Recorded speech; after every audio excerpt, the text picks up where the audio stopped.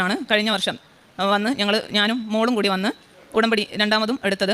ഞാൻ അധ്യാപികയായി ജോലി ചെയ്യുന്നതിന് മുമ്പ് കോർപ്പറേഷനിലായിരുന്നു ജോലി ചെയ്തിരുന്നത്. നല്ല പോസ്റ്റിൽ ജോലി ചെയ്തുകൊണ്ടിരുന്നപ്പം അവിടുന്ന് റെസിഗ്നേഷൻ തന്നിട്ടാണ് പുതിയൊരു അധ്യാപക ജോലിയിലേക്ക് പോയത്. അതിൽ ഒരുപാട് സാമ്പത്തികമായ നഷ്ടം ഉണ്ടായിരുന്നു. അങ്ങനെ ഹൈക്കോടതിയിൽ ഒരു കേസ് നിലവിലുണ്ടായിരുന്നു. 2019 മുതൽ കേസ് നിലവിലുണ്ടായിരുന്നു. അതുകൊണ്ട് പ്രൊബേഷനൊന്നും ഡിക്ലെയർ ചെയ്തിരുന്നില്ല. സാമ്പത്തികമായിട്ട് ഒരുപാട് പ്രയാസങ്ങളുണ്ടായിരുന്നു. ഈ കാരണങ്ങൾ ആയിരുന്നു എനിക്ക് ഉടമ്പടി എടുക്കാൻ വേണ്ടി ഒന്നാമത് വന്നത്. പിന്നെ മോളുടെ അസുഖവും അവളുടെ കോഴ്സിൻ്റെ കാര്യങ്ങളും അങ്ങനെ കുറച്ച് കാര്യങ്ങളുണ്ടായിരുന്നു. ഉടമ്പടി എടുത്തു. ഏപ്രിൽ മാസം ആകുമ്പോഴത്തേക്കും തന്നെ മാതാവ് ഞാൻ മലപ്പുറം ജില്ലയിലായിരുന്നു ആദ്യം ജോലി ചെയ്തിരുന്നത്. അതുകൊണ്ട് തന്നെ 2 ജില്ലകളിലെയും പ്രൊബേഷൻ്റെ പേപ്പറുകൾ ശരിയാവാനുണ്ടായിരുന്നു. 1 വർഷത്തോളമായി മുടങ്ങി കിടക്കുന്നതായിരുന്നു. അങ്ങനെ ഓരോ ജില്ലയിലെയും പ്രൊബേഷൻ ഡിക്ലെയർ ചെയ്യുന്ന ഡേറ്റ് മാതാവ് പ്രാർത്ഥിക്കുമ്പോൾ കാണിച്ചു തരികയും ആ ഡേറ്റിന് തന്നെ പ്രൊബേഷൻ ഡിക്ലെയർ ആവുകയും ഏപ്രിൽ 1 ആകുമ്പോഴത്തേക്ക് എല്ലാ പേപ്പറുകളും ശരിയായി കിട്ടുകയും ചെയ്തു. മാർച്ച് മാസത്തിൽ ഞങ്ങൾ ഉടമ്പടി ആദ്യമായിട്ട് പുതുക്കാൻ വന്ന സമയത്ത് വരുമ്പോൾ തന്നെ ഭയങ്കര അനുഗ്രഹങ്ങളായിരുന്നു.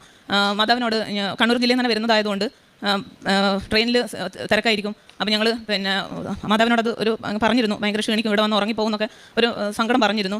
വരുമ്പം തന്നെ ഞങ്ങൾ ട്രെയിനകത്ത് നിൽക്കുമ്പോൾ അന്ധനായ ഒരു ആൾ വന്നിട്ട് അദ്ദേഹത്തിൻ്റെ കോച്ച് ട്രെയിൻ എത്തിക്കഴിഞ്ഞാൽ ഒന്ന് അവിടെ കൈപിടിച്ച് കയറ്റി തരാമോ എന്ന് ചോദിച്ചു.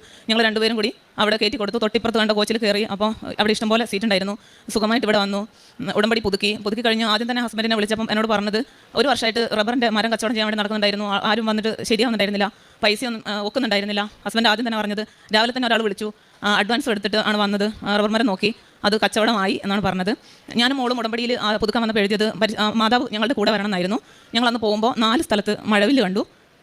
അമ്മ കൂടെ തന്നെ ഉണ്ടായിരുന്നു. തിരിച്ച് പിറ്റേ ദിവസം ഞങ്ങൾ രണ്ടുപേരും കൂടി സമ്പൂർണ്ണ ജപമാല ചൊല്ലിയപ്പോൾ ഒരു മെഴുകുതിരി മുഴുവൻ ഉരുകി മാതാവിൻ്റെ രൂപമായിട്ട് ഞങ്ങൾക്ക് തന്നു. അതിപ്പോഴും വീട്ടിലുണ്ട്, ഞങ്ങൾ പ്രാർത്ഥിക്കുന്നിടത്തുണ്ട്. പ്രൊബേഷൻ്റെ പേപ്പറുകൾ ശരിയായി, സാമ്പത്തിക പ്രയാസങ്ങൾ കുറേ മാറി കിട്ടി. ഉടമ്പടി പുതുക്കിയിട്ട് പോകുമ്പോൾ ഞാൻ ഇവിടുന്ന് മാതാവിൻ്റെ ഒരു കീച്ചെയിൻ വാങ്ങിച്ചിരുന്നു.